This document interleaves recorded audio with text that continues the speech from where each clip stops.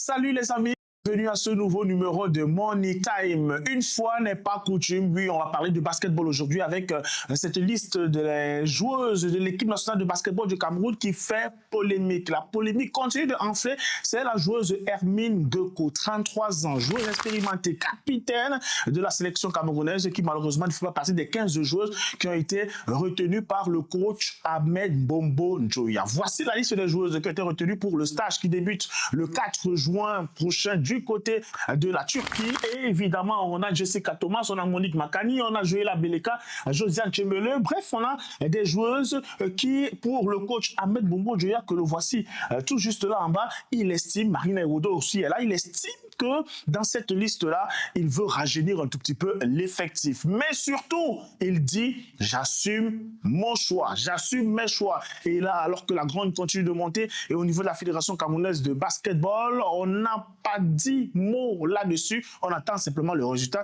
On espère que Ahmed Bombo Njoya pourra permettre à l'équipe du Cameroun de remporter le premier trophée parce que l'affaire a fait grand bruit jusque dans le cercle très fermé de la Fédération camerounaise de football où on était divisé.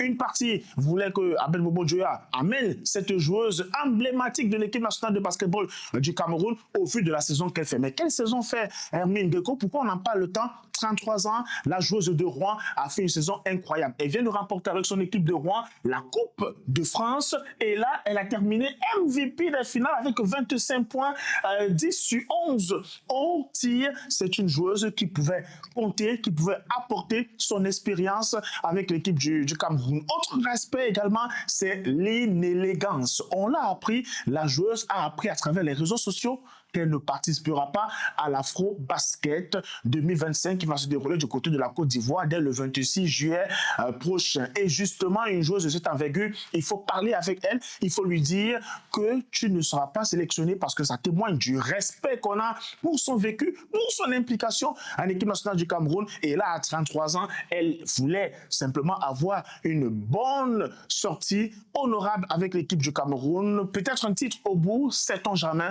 ça pouvait arriver.